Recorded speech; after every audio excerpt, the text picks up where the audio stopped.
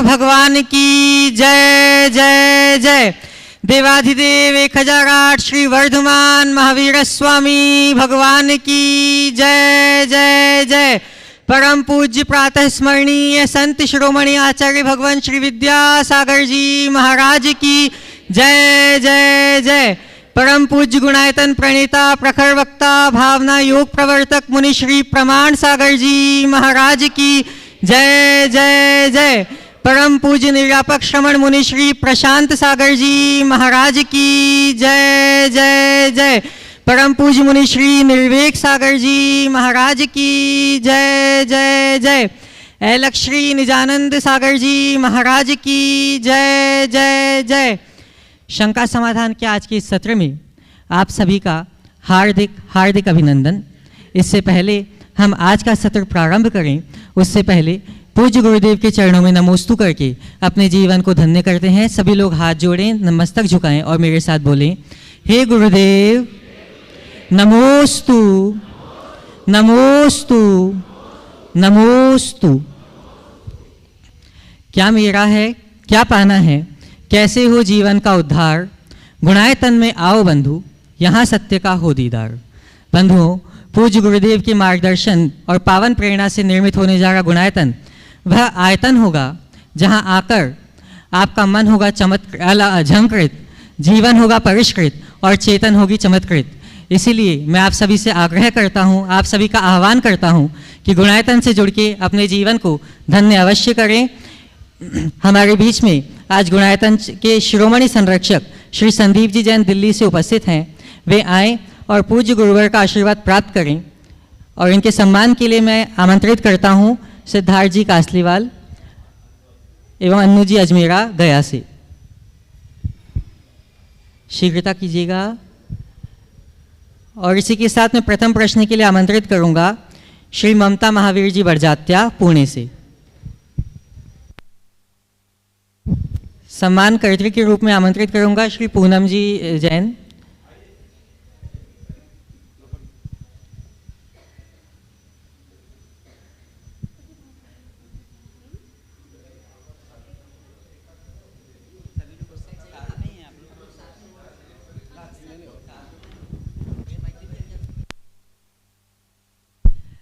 करतल ध्वनियों से इनका अभिवादन करें बंधुओं।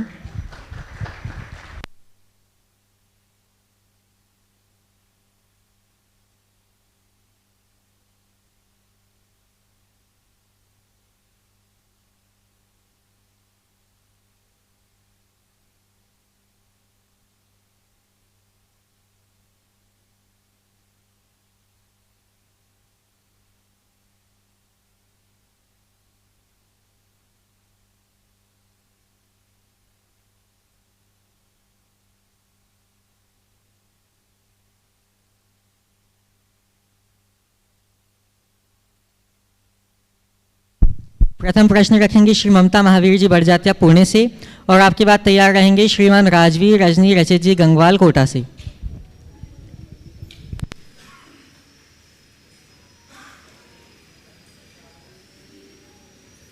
ए गुरुवर, मेरी ओर से, मेरे परिवार की ओर से और पूना समाज की ओर से कोटि कोटि नमोस्तु भगवान, कोटि कोटि नमोस्तु।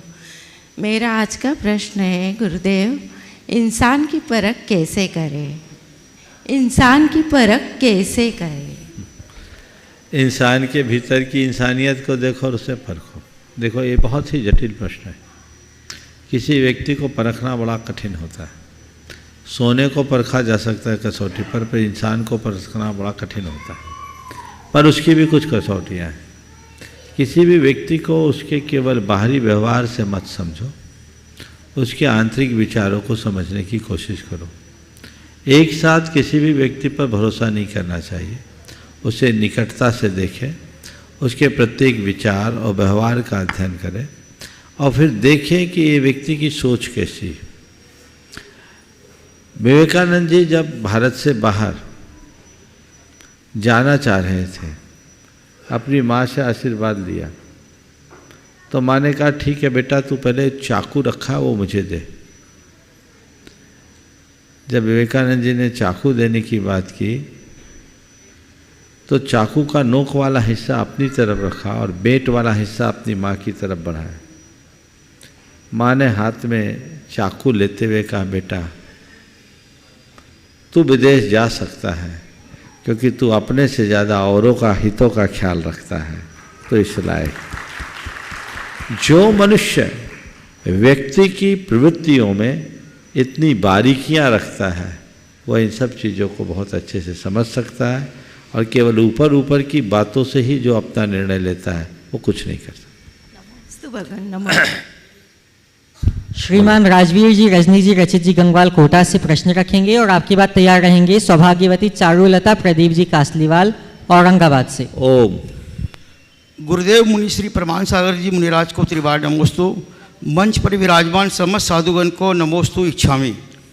महाराज जी, मेरा प्रश्न है कि आजकल की महिलाएं बात बात पर टोका टोकी करती है, इससे पुरुषों को बहुत ज़्यादा स्ट्रेस हो जाता है। उदाहरण के तौर पर यदि बाप बेटे कोई बिजनेस संबंधी बात कर रहे हैं तो ये महिलाएं बीच में अपनी बात चालू कर देती है, जिससे माहौल ख़राब हो जाता है। कई बार तो संवाद रामायण से शुरू होते होते महाभारत में परिणत हो जाता है। गुरुदेव, आपसे आग्रह है कि इस टॉपिक पर आप अपने 4 सूत्र महिलाओं के लिए बताएं। कई बार महाराज जी गृह क्लेश में से कई बार अप्रिय घटना भी घट जाती है। नमस्कार। देखिए, आपने जो बात कही है मुझे लगता है कहीं एक तरफा भी हो सकती है। महिलाएं टोका टाकी करती है, इसका मतलब ये तो नहीं कि पुरुष लोग बड़े सीधे साधे हैं। अपने आप को इतना बचाइए मत। अपने मन के अनुकूल प्रतिक्रिया कितना आनंद देती है ना। तो मैं आप लोगों पर ही आता हूँ, सदैव अपने साथ सामने वाले के मन की अनुकूलता का ध्यान रखें। टोका टाकी की आदत चाहे स्त्री हो या पुरुष कतई उचित नहीं। ज़्यादा टोका टाकी करने वाले लोग अपनी प्रासंगिकता खो देते, चाहे बच्चों से या बड़ों से। किसी से भी बात करने की बात हो तो उतना ही बोले और वही बोले जितने की आवश्यकता और अपेक्षा हो। जरूरत से ज़्यादा बोलोगे तो आपका मान घटेगा। तब बोलो जब जरूरत हो। एक बड़ी पुरानी कहावत है कि ऐसी बैठक बैठिए कोई न बोले उठ, और ऐसी बानी बोलिए कोई न बोले चुप। ये बुंदेलखंडी कहावत है कि ऐसी बैठक बैठिए कोई न बोले उठ, ऐसी जगह बैठो कि कोई उठने की बात ना करे, और ऐसी बानी बोलिए कि कोई बोले नहीं कि चुप हो। तो पहली बात कि हमारी प्रासंगिकता खोए नहीं, ये जागरूकता आपको रखनी चाहिए। महिलाओं की तरफ से शिकायत आई है, महिलाओं के लिए शिकायत आई। मैं आपसे पूछता हूँ, बार बार टोका टाकी करने के बाद का रिजल्ट क्या होता है? जो आप चाहती हैं वो हो जाता है कि और बिगड़ जाता है? हाँ, तो बिगाड़ने का काम करना है कि बनाने का? सोच को बदलिए। आपके हाथ में घड़ी है ना, घड़ी सबके हाथ में रहती है, आजकल तो मोबाइल आ गए। अगर घड़ी है तो उसके सेकेंड का कांटा हर पल टिक टिक टिक टिक टिक टिक टिक टिक करता है कि नहीं करता? हाँ, पहने घड़ी भाई साहब, आपकी घड़ी टिक टिक कर रही कि नहीं कर रही है? पहने टिक टिक कर रही है। आपका ध्यान उधर जा रहा है? नहीं जा रहा, चल रहा है टिक टिक टिक टिक टिक टिक। लेकिन कोई पेंडुलम वाली घंटी हो, घड़ी हो, और 1 घंटे में बोले टंग, क्या हो गया? क्या हो गया? तो मैं आज से आप सबसे कहता हूं, टिक टिकाने की आदत छोड़िए, जब मौका आए टन करना सीख लीजिए। पर ऐसा टन करना कि लोग टनाटन हो, ऐसा टन मत करना कि टंकार हो जाए और तकरार हो जाए। नहीं तो आप कहोगे महाराज अच्छा फार्मूला दिया, अब टिक टिकाना नहीं है, सीधे टंकार ही करना है। तो पहले आप सबसे कहूँगा कि हर व्यक्ति को सोचना चाहिए कि मैं परिवार का सदस्य हूँ। यदि स्त्री है तो वो सोचे कि मैं इस परिवार की प्रमुखा हूँ, गृहिणी हूँ, पत्नी हूँ, माँ हूँ, बहन हूँ, झांसी की रानी थोड़ी हूँ। झांसी की रानी भी है तो युद्ध के मैदान में, घर में तो माँ बहन और बेटी ही है, इसे भूलना नहीं चाहिए। तो मैं अपने पौरुष और पराक्रम को प्रदर्शित करने की कहीं आवश्यकता पड़े, पूरी वीरता से करना, दब्बू बन के मत रहना, पर घर में तो घर जैसे रहो। तो टिक टिकाने की आदत बंद कीजिए। आप टिक टिक करोगे तो लोग कहेंगे इनकी तो आदत है बक बक करने की। कोई सुनता है, अरे मेरी तो सुनो, मेरी नहीं सुनते, तो इतना सुना देते क्या सुने। इतना बोलना सीखो कि लोग प्रतीक्षा करेगी इस मुद्दे में क्या बोल रहे हैं। एक बार जब मैं ऐसे ही बोल रहा था, बच्चों को लेकर बात आई, तो बोले महाराज जी बच्चों को हिदायतें नहीं देंगे तो भाई सुधरेंगे कैसे, चुप रहेंगे तो चीज़ें संभलेंगे कैसे। तो मैंने कहा बिल्कुल ठीक है, दूध को मीठा करने के लिए चीनी डालते, बोले डालते। बोले कितना, एक गिलास में कितना, बोले 1 चम्मच। बोले 1 चम्मच चीनी डालने से दूध मीठा होता है। बोला हाँ मीठा होता है। तो चीनी डालने से दूध मीठा होता है, इसके हिसाब से यदि 1 चम्मच की जगह 10 चम्मच चीनी डाल दो तो नहीं महाराज, फिर तो दूध सीरा बन जाएगा। तो दूध में चीनी डालते समय आपको इतना ख्याल रहता है कि इसमें कितना चीनी डालना है, तो व्यक्ति को सलाह देते समय आप क्यों भूल जाते हैं मुझे कितनी सलाह देना है। इतनी सी तो बात याद रखना। अब महिलाएं नहीं बजा रही मैं सबके लिए बात कह रहा हूँ, इसलिए इन बातों पर बहुत गंभीर होना चाहिए और तदनुरूप अपना व्यवहार करना चाहिए। नमस्ते महाराज। उपस्थित हूँ सौभाग्यवती चारुलता प्रदीप जी कासलीवाड़ औरंगाबाद से, और आपकी बात तैयार रहेंगे बाल ब्रह्मचारी अमोल भैया जी अशोकनगर से। मेरे और मेरे परिवार के तरफ से कोटि कोटि नमस्तु नमस्तु नमस्तु गुरुदेव। गुरुदेव मेरी शंका यह है कि अपन रोज़ जो पूजा पाठ करते हैं या कभी कभी जो विधान करते हैं उसमें जैसे बोलते हैं 2 लाइन तुम बोलो 2 लाइन मैं बोलती हूँ, इस प्रकार उसका पूरा फल मिलता है या पूजा अपनी अधूरी रहती है? कृपया शंका का समाधान। अगर 2 लाइन वो बोल रहा है लेकिन आप उसकी अनुमोदना कर रहे हैं तब तो फल मिलेगा, और वो 2 लाइन बोले और आप गोल हो जाओ तो आधा फल मिले। नमस्ते। तो गोल मत होना, अपना रोल बना के रखना। नमस्ते। ब्रह्मचारी अमोल भैया जी अशोकनगर से, और आपकी बात तैयार रहेंगे श्रीमती साधना जैन शाहदरा दिल्ली से। नमोस्तु गुरुवर, नमोस्तु गुरुवर। गुरुवर मेरी एक छोटी शंका है। पहले 10 या 20 साल पहले विदेशों में एक बीमारी थी टेंशन की, कि छोटे छोटे बच्चे को भी और बड़े को भी थी, लेकिन अब ये बीमारी अपने भारत में इतनी विकसित हो गई है कि हर छोटे से छोटा बच्चा भी इसका शिकार हो रहा है। इसका कारण क्या है और ये कैसे दूर हो, इसके पीछे क्या है? बहुत ही अच्छी बात की है। इसकी मूल वजह बढ़ता हुआ उपभोक्तावाद। उपभोक्तावादी सोच मनुष्य को वस्तुनिष्ठ बनाती है, और जैसे जैसे व्यक्ति वस्तुनिष्ठ होता है वैसे वैसे उसके चित्त में चिंता, डर, अवसाद, तनाव जैसे अनेक अनेक विकृतियाँ उत्पन्न हो जाती हैं। मुझे उस रिपोर्ट को सुनकर बड़ा आश्चर्य हुआ जिसमें एक पहले डीएनए आता है ना जी न्यूज़ में, 2017 में एक क्लिप मुझे किसी ने दिखाई थी जिसमें बताया भारत में 8.5 करोड़ लोग डिप्रेशन के शिकार हैं। 8.5 करोड़ अगर ये आधिकारिक देखे तो कम से कम इतने ही होंगे जो डॉक्टरों से परामर्श नहीं लेते, इससे ज़्यादा ही होंगे। तो आप देख लीजिए, अगर ऐसा हिसाब माने तो हर 5वां 6वां आदमी डिप्रेशन का शिकार है। ये महामारी है, ये भागम भाग का परिणाम है। इससे बचने का एक ही उपाय है, व्यक्ति अपनी सोच को सकारात्मक बनाए, रचनात्मक दिशा में आगे बढ़ने की कोशिश करे, तब वो अपने आप को बचा सकता है। अध्यात्म का प्रचार प्रसार हो, लोगों की सहनशीलता बढ़े, समझदारी बढ़े, तो हम अच्छा काम कर सकते हैं। नमोस्तु गुरुवर नमोस्तु। श्रीमती साधना जी जैन शाहदरा दिल्ली से, और आपकी बात तैयार रहेंगे प्रवीण जी जैन कबूल नगर दिल्ली से।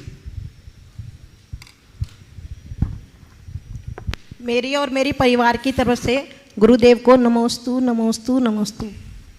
महाराज श्री, मेरी ये शंका है कि जैसे गर्भ में जब तीर्थंकर बालक आते हैं तो 6 महीने पहले से ही रतन बरसने लगते हैं और तीनों टाइम रतन बरसते हैं, तो पहाड़ ढेर लग जाता है रत्नों का। तो उन रत्नों का मतलब क्या उपयोग होता था उस टाइम जब वो कूड़े की तरह ढेर लग जाता है? देखिए, वो दिव्य निधियाँ हैं। दिव्य निधियाँ पुण्य पुरुषों के निमित्त से आती है, वो उनके रहने तक रहती है, उनके चले जाने पर चले जाती, जहाँ से आती वहीं चले जाती। इसलिए अब उनकी चिंता मत करो।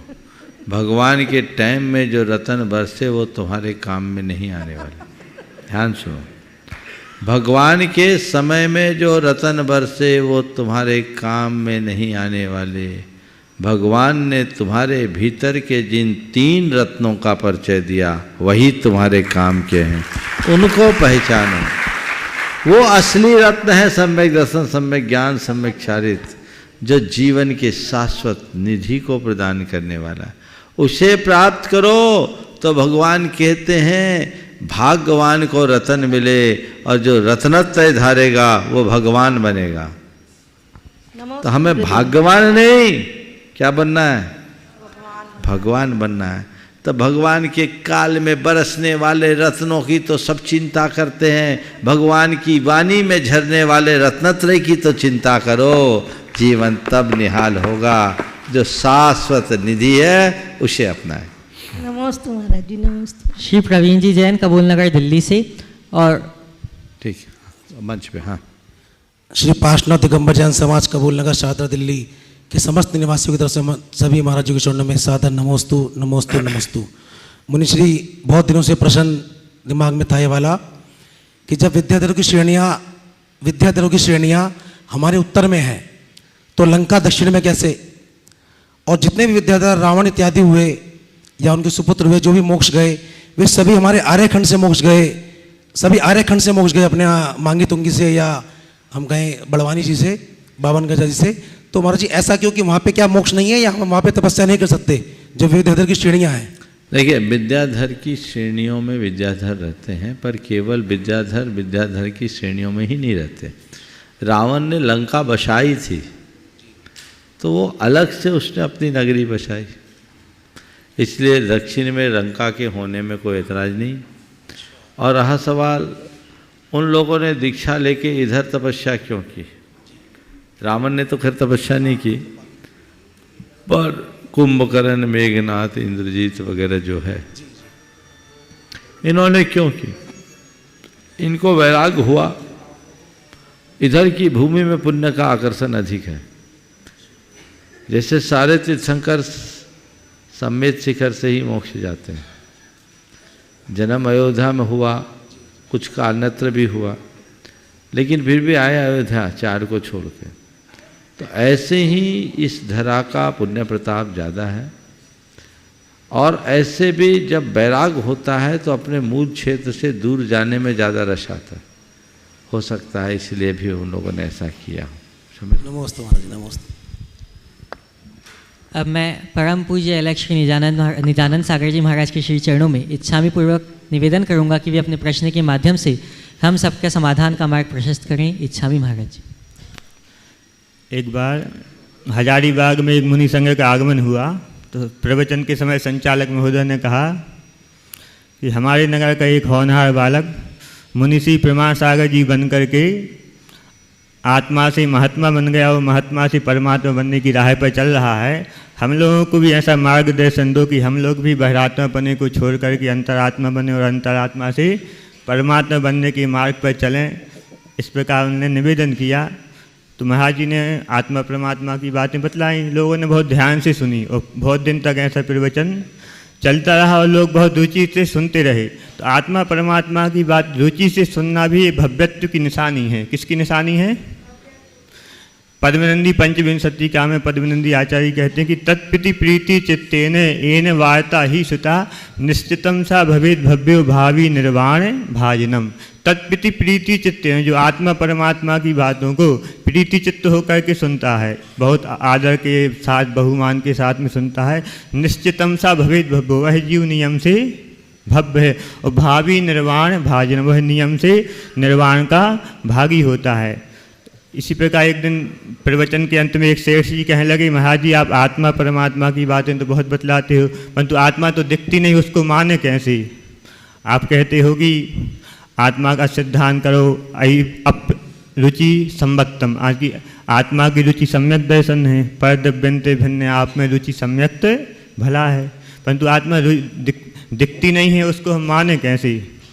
तो यही प्रश्न हम महाराज जी से कर रहे हैं कि आप प्रत्येक आत्मा में ज्ञान तो होता है, धन्य मुनिराज जिनकी आत्मा में, जिनके ज्ञान में आत्मा होता है। तो ऐसे मुनिराज से ही पूछना चाहते हैं नमोस्तु करके कि हमें बतलाओ कि आत्मा दिखता नहीं, उसको माने कैसे? और जो शास्त्रों में जीव द्रव्य में 7 तत्वों में सबसे पहले जीव तत्व लिखा आया है, तो उसको कैसे माने कि तत्व है? एक सवाल महाराज जी ने बहुत अच्छा सवाल किया है, बातें भी बहुत अच्छी की। आत्मा दिखती नहीं तो माने कैसे? तो पहली बात तो मैं ये कहूँगा, जो दिखता है वही सत्य है, ये धारणा सही नहीं है। बहुत सारी चीज़ें ऐसी हैं जो दिखती है पर सच नहीं है, और बहुत सारी चीज़ें ऐसी हैं जो दिखती नहीं फिर भी सत्य है। मैं अपनी बात को स्पष्ट करता हूँ। छत पर खड़े होकर दूर क्षितिज को निहारो, धरती आसमान एक होते हुए दिखाई पड़ते हैं कि नहीं? पर इस धरती के किसी कोने में ऐसा कोई स्थल है जहाँ धरती और आसमान मिलकर एक होते हो? दिख रहा है पर सच नहीं है ना? और बताओ कितने लोग हैं जिनने अपने परदादा और सरदादा को देखा है? देखा है क्या? नहीं देखा। तो है कि नहीं? नहीं दिख रहे फिर भी है। तो पहली बात, जो प्रत्यक्ष हो उसी का अस्तित्व है, और जो प्रत्यक्ष नहीं है उसका अस्तित्व नहीं है। ये कथन सही नहीं है। अब आपके सवाल पर आता हूं। आत्मा दिखती नहीं तो आत्मा को कैसे पहचाने? बड़ी पुरानी बात है। जब दुनिया में बिजली नई नई आई थी, भारत के कुछ महानगरों में बिजली थी, एक देहाती आदमी को बिजली देखने की सनक चढ़ी। वो अपने गांव से बस पर बैठकर शहर आया बिजली देखने के लिए। लोगों से बोला, भाई मैं बिजली देखने आया हूँ, मुझे बिजली दिखाओ। बोले देखो ये बल्ब जल रहा है। बोले बेवकूफ़ बना, ऐसा लट्टू तो रोज हमारा लड़का लचाता है। बोले पंखा, बोले पंखा क्या है? तो पंचक्की हमारे गांव में भी घूमती है। तार दिखाया, बोले तार है, देखो इसमें बिजली, ये बिजली। बोले फिर बेवकूफ़ बना है, तुम शहर का है, लोग बड़े बेवकूफ़ बनाते, इसमें तो रोज हम कपड़ा सुखाते हैं। अब सामने वाला बड़ा पसो पेश में पड़ गया कि इसको अब बिजली कैसे दिखाएं। तो उसने कहा, सुनो भाई, तुम्हें बिजली देखना है? बोले हाँ। बोले बिजली आंखों से नहीं दिखती, उसको टच करके जाना जा सकता। बिजली आंखों से नहीं दिखती, टच करके दिखेगी, टच करने पर दिखेगी। बोले कैसे दिखाए जी? दिखाइए, हम मोटर पर चढ़ के आए, पैसा खर्च करके आए। वो धीरे से उसको लाया। आदमी बहुत समझदार था। और अर्थिंग के वायर को टच करने के लिए कहा, बोले इसको टच करो तुम्हें पता लग जाएगा बिजली कैसी है। जैसे ही टच किया हल्का सा शॉक लगा, पूरे शरीर में झनझनी, अरे अरे समझ में आ गई बिजली क्या है, बिजली क्या है, बिजली क्या है। तो मैं आपसे इतना ही कहता हूँ, लाइट दिखेगी, वायरिंग दिखेगी, पंखे दिखेंगे, मोटर दिखेंगे, पर बिजली नहीं दिखेगी, वो केवल अनुभव किया जा सकता है। इसी तरह शरीर की और शरीर आश्रित क्रियाएं दिखेगी, आत्मा तो केवल अनुभव गम्य है, जिसका केवल अनुभव किया जा सकता है। जिसके अंदर ये सब घट रहा है वही आत्मा है, ये समझ ले तो हमारा रास्ता प्रशस्त होगा। अगले प्रश्न के लिए मैं आमंत्रित करूंगा श्री NCG जैन, कार्याध्यक्ष गुणायतन।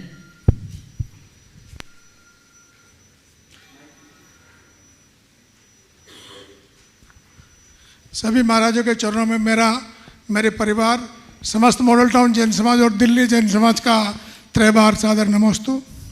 गुरुवर, मेरी पीड़ा समय शिखर जी के बारे में है, लेकिन किसी और विषय पर है कि दो भाई मिलजुल कर रह रहे हैं, बड़े आराम से परिवार चल रहा है, और किसी वक्त किसी के दिमाग में छोटा सा अहंकार उपजा और वो अहंकार ने, वो छोटी सी चिंगारी ने उसको आग में बदल दिया और अपने अपने रास्ते बना लिए।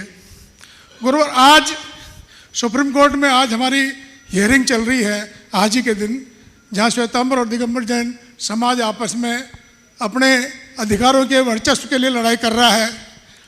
कोई भी जीते, हम जीते हैं, वो जीते हैं, कौन हारेगा, सर्वोच्च न्यायालय क्या फैसला करेगा, लेकिन मेरा निजी मानना यह है कि कोई भी जीते, संस्कृति को धक्का लगेगा, जैन धर्म को धक्का लगेगा वहाँ, लेकिन हमारी संस्कृति को धक्का लगेगा। तो मुनिश्री, अभी भी क्या ऐसा कुछ उपाय, आपने बहुत पहले भी बहुत सारे उपाय, बहुत सारे परिश्रम किए हैं, समाज ने भी किए हैं, क्या ऐसा लगता है कि अभी भी हम लोग बैठ के किसी निर्णय में पहुंच सकते हैं, या ये ऐसे ही चलता रहेगा और संस्कृति का विनाश हम करते रहेंगे? नमोस्तु गुरुवर। आपके सवाल नहीं, एक वेदना है, और आपकी वेदना का उत्तर मैं एक वाक्य में देना चाहूँगा, सबको सन्मति दे भगवान। समझ गए? मैं समझता हूँ इससे ज़्यादा इस प्रसंग में, इस मंच में बोलने की न तो आवश्यकता है और न ही उसकी कोई प्रासंगिकता। ये हम सबका दुर्भाग्य है कि ऐसे मुद्दों पर उछले हैं। हमें रचनात्मक दिशा में लगना चाहिए, लेकिन हम पूरी समाज की शक्ति किसी भी पक्ष की हो, नकारात्मक दिशा में जब शक्ति लगती है तो वो हमें खंडित करती है, और रचनात्मक दिशा में लगती है तो हमें मजबूत बनाती है। आज का समय अपने आप को मजबूत बनाने का होना चाहिए। हम थोड़े से लोग अगर इसी तरह उलझ के रह जाएंगे तो कल हमारा वजूद भी नहीं बचेगा। इसलिए पुनः कहता हूँ, सबको सन्मति दे भगवान। नमस्ते। मैं परम पूज्य मुनि श्री निर्वेक सागर जी महाराज के श्री चरणों में नमोस्तु पूर्वक ये निवेदन करना चाहता हूँ कि महाराज श्री आपके सर्वोपयोगी प्रश्नों के माध्यम से हम सबको सर्वोपयुक्त मार्गदर्शन मिले। नमोस्तु महाराज जी।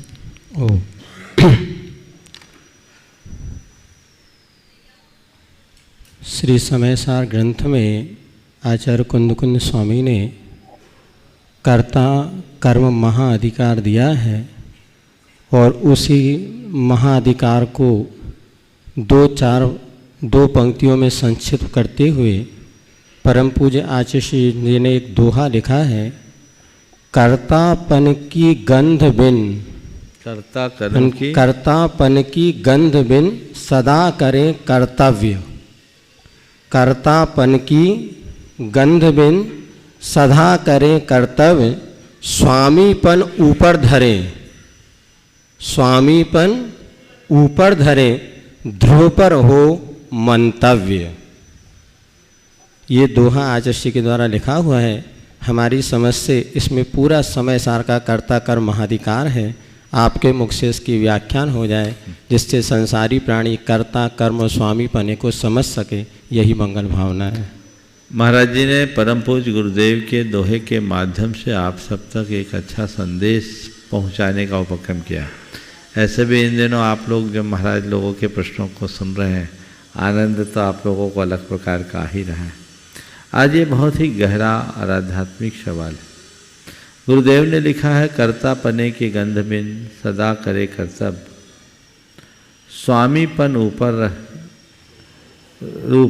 रहे, स्वामीपन ऊपर रहे, ऊपर धरे, ध्रुव पर हो मंतव्य। हम कोई भी कार्य करते हैं, प्रायः उसमें हमारा कर्तृत्व जुड़ जाता है। जैसे मैं अपने साथ जोड़कर बात करना चाहूँगा। मैं इस मंच के माध्यम से आप सबको मार्गदर्शन दे रहा हूँ। मेरे अंदर एक परिणति ये है कि मैं बहुत अच्छा वक्ता हूँ और मैं सबको मुग्ध कर सकता हूँ। जो मुझे सुनता है वो मेरा हो जाता है और मुझे इस तरह से कुछ प्रस्तुत करना है कि सब मेरे ही हो जाए। और जब मेरी जय जयकार हो तो मेरी छाती फूलती है, मेरा अभिमान पुष्ट होता है। ये सब मेरे कर्तापन की परिणति है, जिसमें दूसरों की अपेक्षाएं जुड़ती है और वो कहीं न कहीं दुखी बनाती। मैं सोचूं कि मैं लोगों को मुग्ध करूं और मैं बोल रहा हूं और आप लोगों का कोई प्रतिभाव सामने नहीं आ रहा है। मैं सोचूं कि आप लोग ताली बजाओ और आप गदगद हो जाओ और आप शांति से बैठें। ये लोग तो कुछ सुन ही नहीं रहे, कोई मज़ा ही नहीं आ रहा है। क्या हुआ? जब हमें सामने वाले से सम्मान की अपेक्षा रहती है और उसकी पूर्ति नहीं हो पाती, तो अंदर से मन बड़ा दुखी होता, आहत होता है। कर्तापन में अभिमान, आसक्ति, अपेक्षा और आवेश चारों दुर्गुण प्रकट होते हैं। अभिमान, आसक्ति, अपेक्षा और आवेश जैसे दुर्गुण जो हमें दुखी करते हैं। अगर इस भाव से मैं करूँगा तो मेरा अभिमान भी बढ़ेगा, मेरी आसक्ति भी बढ़ेगी, मेरे मन की अपेक्षाएं भी बढ़ेगी और इन सब की पूर्ति ना होने से मेरे मन में आवेश भी आएगा। अभिमान, अरे देखो लोग कैसे सुनने के लिए आतुर रहते, लोग आते कहते महाराज हम आपको रोज़ सुनते हैं, अभी तक घर में देखते थे, टीवी में देखते थे, आज आपको देख के बड़े आनंदित हो रहे, पहली बार सामने देख, और हम अंदर अंदर खुश हो रहे हैं। क्या कर रहे हैं? अपने अंदर के अभिमान को पुष्ट कर रहे हैं। और जब मेरा अभिमान पुष्ट होगा तो अपनी इसी काल्पनिक छवि को और मजबूत बनाने के लिए मैं अपने इसी स्वरूप को और मेंटेन करने की कोशिश करूँगा। वो मेरी आसक्ति की वृद्धि करेगा और फिर जब वो आसक्ति बढ़ेगी तो मेरी अपेक्षाएं भी बढ़ जाएगी। अभी मेरे पास अगर 2 सुनने आते हैं तो कल 20 हो, परसों 200, फिर 2000 और फिर 20,000, फिर 2 लाख। और इसको मेंटेन करने में कहीं बाधा आएगी तो मेरे मन में क्षोभ आएगा, जो एक प्रकार का आवेश है। ये सब कर्तापन का दुष्फल है। इसकी जगह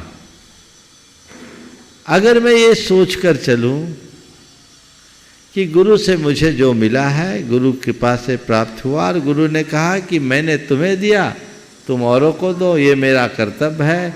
आज समाज आती है, वो कुछ मार्गदर्शन चाहती है, तो चलो जिन शासन के रथ को गति देने में मैं जितना निमित्त बन सकूं बनूं। मुझे गुरु ने दिया, वो अपने गुरु से लेकर कर्तव्य पूरा किए, तो मुझे जो मिला है मुझे भी अपना कर्तव्य पूरा करना है। तो कर्तव्य के भाव से जब काम करेंगे तो उसमें सहजता आती है, संतोष होता है, समता रहती है और एक सकारात्मक प्रेरणा होती है, सद्भाव होता है। तो कोई दिक्कत नहीं, मैं जो बोल रहा हूँ मैं सहज भाव से बोल रहा हूँ, मेरे मन में संतोष है, परिणाम को लेकर कोई आकुलता नहीं है, मेरे अंदर सकारात्मकता है और समता भी मेरे अंदर की बढ़ रही है। तो मैं आता हूँ, रोज आता हूँ। निश्चित ये सब कार्य जितना होता है, जो सच्चा सम्यक दृष्टि होता है, वह इस तरह के कार्यों और क्रियाओं को कर्तव्य के भाव से करता है। एक बार गुरुदेव से मैंने पूछा, गुरुदेव आपका इतना बड़ा संघ है और संपूर्ण संघ आज भी आपके आदेशों से बंधा हुआ है। प्राय सभी आचार्यों के संघों के जीवन काल में अनेक साधु उनके देखते देखते अलग अपना वजूद बनाए, आचार्य भी बन गए। मैंने आचार्य महाराज से कहा, महाराज जी आज भी आपका कितना बड़ा प्रताप है, इतना बड़ा संघ और पूरा संघ आज भी बंधा हुआ है। उन्होंने क्या जवाब दिया, मैं कौन होता हूँ बांधने वाला। ये कुंडलपुर की बात है, सन 2001 की। उन्होंने कहा मैं कौन होता हूँ बांधने वाला, जब तक तुम लोग आज्ञा मान रहे हो, बंधे हो, जिस दिन छोड़ दोगे छूट जाओगे। बस यही है कर्तव्य की भावना। मैं समझा नहीं रहा हूं, समझाने में निमित्त बन रहा हूं। तो कर्तापन को की गंध बिन सदा करे कर्तव्य। मैं घर चला नहीं रहा हूं, घर चलाने में निमित्त हूं। मैं समाज को बढ़ा नहीं रहा हूँ, समाज को बढ़ाने में निमित्त हूँ। ठीक है, पुण्य के योग से मुझे अच्छे संयोग मिले हैं, मुझे अच्छे संसाधन मिले हैं, मेरे पास अच्छी शक्ति है, तो मैं उसका सदुपयोग कर रहा हूँ। तो कर्तापन की गंध बिन सदा करे कर्तव्य, स्वामीपन ऊपर धरे धू पर हो मंतव्य। काम कर रहा हूँ ये मेरे लिए मुख्य नहीं है, जो मेरा उद्देश्य है वो मेरा मुख्य है। तो मंतव्य को सामने रख करके चले, बाकी चीज़ें तो ऊपर ऊपर। ऐसी भावना जब बनती है तब कहीं जाकर हम सबके जीवन का पथ प्रशस्त होता है। एक सवाल और कर लीजिए। 2 पंक्तियां सुनी थी। हाँ, कद्र कर वक्त की वक्त बड़ा बेजोड़ है, वरना जिंदगी है क्या एक अंधा मोड़ है। प्रश्न हमारा इसमें ये है, आज 2 प्रकार के व्यक्ति हैं। एक वो हैं जो इतने व्यस्त हैं कि उनको मरने की भी फुर्सत नहीं, और कुछ ऐसे व्यक्ति हैं जिनके पास पल भर कोड़ी का भी काम नहीं, अर्थात जिनके पास थोड़ा सा भी काम नहीं, वो अपने समय को कैसे व्यतीत करें। अर्थात या तो अपने कर्तव्य वर्ग को उन्होंने पूर्ण कर लिया, अब उनके पास बहुत समय है दिन भर, उस समय का वो कैसे सदुपयोग। बच्चे छुट्टी में फ्री हो जाते हैं, दिन भर हम कैसे अपने समय का सदुपयोग करें कि पाप से बच सकें और धर्म की ओर बुद्धि हमारी लगी रहे। समय तो मिला है, उसका सदुपयोग कैसे करें, इस भावना से आप बहुत अच्छा सवाल किया है। कद्र कर वक्त की वक्त बड़ा बेजोर है, वरना जिंदगी है क्या एक अंधा मोड़ है। बात बिल्कुल यथार्थ है। वक्त की कद्र करें, समय का सद्व्यय करना सीखें। समय के सद्व्यय के लिए 4 बातें आज आप सबसे मैं कहूँगा। सबसे पहले अपने प्राथमिकताएं सुनिश्चित करें। मेरी प्रायोरिटी में क्या है, जो मेरी सर्वोच्च प्राथमिकता है मुझे उसे प्रमुखता देनी चाहिए। प्रायः मैं टाइम के मैनेजमेंट की बात कर रहा हूँ। समय तो सबको 24 घंटा ही मिलता है, पर हम लोग गैर जरूरी कामों में अपना समय खपा देते हैं और बाद में कहते क्या करूं, मेरे पास समय ही नहीं। महाराज जी ने कहा रत्ती भर काम नहीं, क्षण भर की फुर्सत नहीं। ऐसे लोग ज़्यादा हैं, क्योंकि उनके पास प्रबंधन का विज्ञान नहीं। क्या करना क्या नहीं करना, किसे हमें कितनी प्रमुखता देना है और किसे गौण करना है, उसे हमें समझना चाहिए, क्योंकि मेरे पास दिन तो 24 घंटे का ही है। तो सबसे पहली बात अपनी प्राथमिकता को सुनिश्चित करे। जो मेरी प्राथमिकता है उसे मुझे खोना नहीं है, इससे ही मुझे प्रमुखता से करना है। हम करना कुछ था और करने में कुछ और में लग गए तो हम कभी सफलीभूत नहीं होंगे। दूसरी बात, एक साथ एक ही कार्य करें, मल्टीटास्किंग बंद करें। एक साधे सब सधे, सब साधे सब जाए। एक काम हाथ में ले तो उस काम को पूरा करे, जब तक वो पूरा नहीं हो तो दूसरा काम उसके साथ साथ न चले। तीसरी बात, किसी काम को अधूरा न छोड़ें, पूरा करके दम लें। कुछ लोग होते वो टालने की आदत रखते, हाँ ठीक है ठीक है ठीक है कर लेंगे, वो कुछ नहीं कर पाते। जो काम करना है पूरा करके करना है। मैं जब किसी काम को हाथ में लेता हूँ तो जब पूरा हो जाता फिनिश करके ही फिर फ्री होता हूँ, तो काम पूरा हो जाता। और कई लोग ऐसे 10 काम शुरू कर देते और सब अधूरे रहते। मैंने लोगों को देखा जितने बड़े प्रोफेशनल्स हैं उनमें ये जीवन में विशेषता होगी कि वे लोग प्रमुखता देते अपने कार्यों की, और उस कार्यों की प्रमुखता को दे करके बाकी बातें गौण कर देते हैं। तो अपनी प्राथमिकताएं निश्चित करें, मल्टीटास्किंग की आदत से बचें, एक कोई भी काम को अधूरा न छोड़े, उसे पूरा करके ही दम ले। और चौथी बात जो बहुत महत्वपूर्ण है, अपने अंदर एक अनुशासन उत्पन्न करें, आंतरिक अनुशासन। जिसके अंदर ऐसा अनुशासन घट जाता है वो अपने समय का व्यवस्थित प्रबंधन कर लेता है, या यूँ कहें कि आधारहीन व्यर्थ की बातों में जी उलझाने से बचे।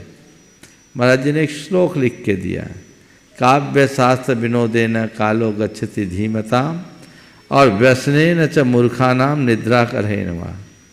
सीधी बात है कि विद्वान लोग अच्छी बातें करके अपना समय बिताते हैं और अज्ञानी लोग लड़ झगड़ कर अपना समय खराब कर देते हैं। आज आप लोग बिना मतलब के कार्यों में अपना समय लगाते हैं। आपको सबसे ज़्यादा बर्बाद करने वाला यदि कोई है तो आपके साथ रहने वाला गैजेट है। टच स्क्रीन होने के कारण ये सब का अनुभव है, हाथ में लेते हैं और बिना मतलब के कार्यों में किस भांति उलझते हैं। कोई मतलब नहीं है। तो जिन 4 बातों की मैंने आपसे सूत्रों में चर्चा की, प्राथमिकता, एक स्टूडेंट है, पढ़ाई उसकी प्राथमिकता है तो स्टूडेंट पढ़ाई को प्राथमिकता दे। दूसरी बात, एक साथ एक ही काम करें, मल्टीटास्किंग नहीं। आप लोग देखिए क्या है, अब खाना भी खा रहे तो बातें भी कर रहे। जो भोजन 15 मिनट में होना 1 घंटा लग जाता होता है। खाना भी खा रहे हैं, टीवी भी देख रहे हैं, तो जो 10 मिनट का काम है उसमें आपको आधा घंटा लगता है। काम अधूरा छोड़ दिए तो छोड़ ही दिए, फिर आए तो फिर नए सिरे से तैयारी करनी पड़ती है। हाँ, मल्टीटास्किंग कभी नहीं करें। तो ये 4 बातों को, चौथी बात कौन सी कही थी मैंने?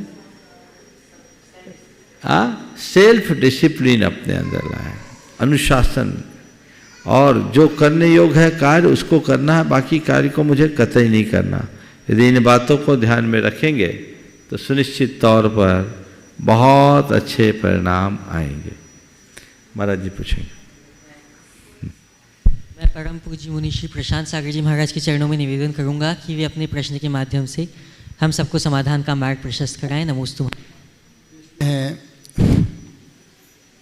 मिथ्याष्टि जो प्राप्त करता है उपशम सम्यक दर्शन, उसके दो भेद हैं, उन दोनों में क्या क्या अंतर है? फिर से महाराज जी निवेदन करेंगे तो अच्छा रहेगा। अनादि मिथ्या दृष्टि प्राप्त करता उपशम सम्यक दर्शन, उसके दो भेद हैं, एक का नाम प्रथमोपशम है, दूसरा है द्वितीयोपशम। इन दोनों में क्या अंतर है? महाराज जी ने एक सैद्धांतिक सवाल किया है। हमारी आत्मा के गुणों को घातने वाले बहुत सारे कर्म हैं, उनमें से एक कर्म है मोह कर्म, और मोह कर्म में भी एक सबसे भयानक कर्म है जिसको मिथ्यात्व कहते हैं, जो हमारी आत्मा को समझने नहीं देता, पहचानने नहीं देता। उस कर्म को दबाने से जो सही दृष्टि होती है उसको बोलते सम्यक दृष्टि। और ऐसा जो आज तक अपने उस मोह कर्म का दमन नहीं किया वो अनादि मिथ्या दृष्टि कहलाता है। उसको जो पहली बार सम्यक दर्शन की प्राप्ति होती है वो प्रथमोपशम सम्यक दर्शन कहलाता है। और दूसरा जो सम्यक दर्शन को पाने के बाद अपने चारित्र को बिगाड़ने वाले कर्मों के क्षय या उपशम के लिए अपना प्रयत्न शुरू करता है, उपशम के लिए अपना पुरुषार्थ जगाता है, उसको फिर से अपने कर्मों को दबाने की क्रिया करनी होती है, उसको बोलते हैं द्वितीयोपशम। तो प्रथमोपशम सम्यक दर्शन मिथ्या दृष्टि को प्राप्त होता है और द्वितीयोपशम सम्यक दर्शन सम्यक दृष्टि पाता है। ओ और पूछेंगे? हाँ, एक मिनट, ये हो जाए उसके बाद एक के बाद। हम लोगों के लिए बहुत प्रसन्नता की बात है कि आज पूज्य मुनि श्री निर्वेक सागर जी महाराज के गृहस्थ अवस्था के भाई भाभी यहाँ उपस्थित हैं। मैं उनको सपरिवार आमंत्रित करूंगा कि वे यहाँ आए और पूज्य गुरुदेव का आशीर्वाद प्राप्त करें। श्री दीपक जी जैन, भावना जी जैन और उनके पुत्र पुत्री अक्षय जी जैन, प्रज्ञा जी जैन, वे आए और पूज्य गुरुवर का आशीर्वाद प्राप्त करें। और इनके सम्मान के लिए मैं आमंत्रित करूंगा श्री एनसी जी जैन, कार्याध्यक्ष गुणायतन, दोनों एवं श्री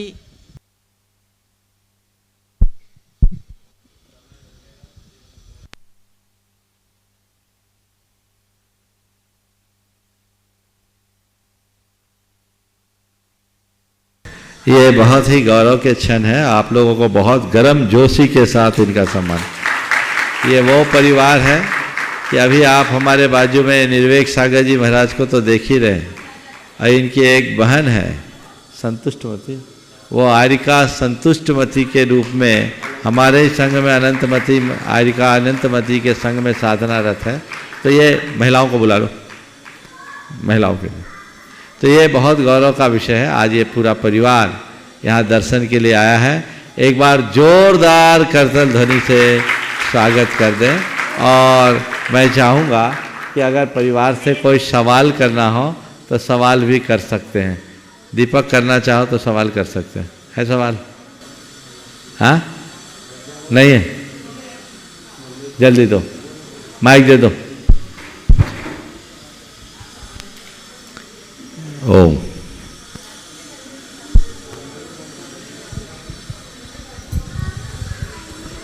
हाँ पूछो।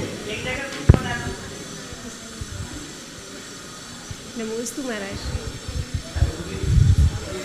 हाँ ओम बोलो। नमोस्तु महाराज श्री। भैया जी वाला महाराज श्री, कल्पी और उपकल्पी, कल्की और उपकल्की, कल्की और उपकल्की कब और कौन होते हैं, और क्या औरंगजेब कल्पी था? देखिए, कल्की और उपकल्की की चर्चा शास्त्रों में आती है। इनके काल में धर्म का ध्वंस होता है, 1000 साल और 500 साल के अंतराल से होते हैं, ऐसा शास्त्रों में उल्लेख है। पर कौन कल्की है, कौन उपकल्की है, इस तरह का उनका नामोल्लेख देखने में नहीं मिलता। लेकिन जिस तरह के कृत्य हैं उनको देखकर हम अपने इतिहास को पलट कर देखें तो ऐसा लगता है लगभग हर 1000, भगवान महावीर के निर्वाण के बाद हर 1000 और 500 वर्ष के अंतराल में इस तरह की घटनाएं हुई है जिससे अनुमान लगाया जा सकता है और आपके कथनानुसार उसे सत्य माना जा सकता है। ओ हाँ, बस एक डॉक्टर के.एम. गंगवाल, फिर लास्ट में महाराज जी। अगले प्रश्न के लिए मैं आमंत्रित करूंगा डॉक्टर के.एम. जी गंगवाल। संक्षेप में। बिल्कुल गुरुवर चरणों में त्रिवार नमोस्तु। गुरुवर ये सवाल बड़ी बड़ी तपस्या के बारे में है। एक मेडिकल साइंस के अनुसार हम कहते हैं कि हम 2 किस्म का आहार लेते हैं। एक है रोम आहार और एक है कवल आहार। कवल आहार जो हम सब लोग लेते हैं, मगर रोम आहार के बारे में आज जो रिसर्च हुआ है, वो रिसर्च किया है ये भालू जो है अंटार्कटिक में जो 6-6 महीना पानी का ड्रॉप भी नहीं लेते और ज़िंदा रहते हैं, उनके ऊपर रिसर्च करने के बाद ऐसा महसूस हुआ है कि सूरज से जो एनर्जी आती है वो एनर्जी वो ले लेते हैं। मुझे एक प्रसंग याद है, मेरे पिताजी हरदम मेहते कहते थे, जो शांति सागर महाराज के परम भक्त थे, बार बार चौका लगाते थे, वो गुरुदेव को पूछते थे शांति सागर महाराज को, मेरे पिताजी, कि आप धूप के अंदर क्यों बैठते हो और कड़ी तपस्या क्यों करते हो जब आप उपवास में भी रहते हो? क्योंकि मेडिकल साइंस कहता है कि धूप में रहने से पानी खत्म हो जाता है शरीर का। उस वक्त शांति सागर महाराज कहते थे कि यह सूरज की वो एनर्जी है, हम पद्मासन में बैठ के ग्रहण कर लेते हैं और हमारा काम चालू कर देते हैं। तो गुरुवर ये रोम एनर्जी नाम की जो चीज़ है अच्छा क्या है? बहुत ही अच्छा और बहुत ही वैज्ञानिक सवाल आपने किया। मैं आपसे एक सवाल करता हूँ, पेड़ पौधों को एनर्जी कहाँ से मिलती? हवा और प्रकाश, सूर्य की किरणों से बहुत एनर्जी होती है। एक प्रयोग हुआ कि एक गमले में वजन करके मिट्टी डाला गया, प्रतिदिन जितना पानी डाला गया उसको तौला गया, उसके बाद वो पौधा लगभग 3.5 फीट का हो गया। उससे पानी डालना बंद किया गया, मिट्टी एकदम ड्राई हो गई, पौधे का वजन लिया गया, 2.5 किलो अधिक निकला। वो वजन कहाँ से आया? मिट्टी उतनी थी, पानी सुखा लिया गया, पौधा बढ़ा, ये 2.5 किलो कहाँ से आया? ये ब्रह्मांड की एनर्जी है। तो पूरे संसार में ऊर्जा है, अनंत ऊर्जा है। हमारी ग्राहकता हो तो हम उस ऊर्जा के बल पर बहुत कुछ कर सकते हैं, लेकिन इसके बावजूद हमारा जो शरीर है वो केवल बाहरी ऊर्जा से नहीं चल सकता। भालू रह सकता अंटार्कटिका में, मनुष्य नहीं रह सकता। हम लोगों के शरीर में जो ग्रास का आहार आवश्यक है वो तो है ही, उसे हीनाधिक किया जा सकता है, लेकिन कोई कहे कि मैं पूरी जिंदगी हवा पीकर बिता सकूं, वो असंभव है। समझ गए? तो ये चीज़ें हमारे शास्त्रों में तीर्थंकरों के लिए भी 6 महीने से अधिक के उपवास का विधान नहीं है। लगातार 6 महीने के बाद भले एक्सटेंशन कर लें। तो ये एक व्यवस्था है, हम अपने रोम से ऊर्जा को गहन कर सकते हैं। भावना योग में जो ऊर्जा प्रवाह लोग करते हैं वो भी एक अच्छा अनुभव है कि ऊर्जा को ग्रहण किया जा सकता है और उससे अभिभूत हुआ जा सकता है, उसका आनंद लिया जा सकता है। ये बहुत ही अच्छी बात है और इसका हम सबको ध्यान रखना चाहिए। ओम। इस प्रकार आज के सत्र को परम पूज्य गुरुदेव के चरणों में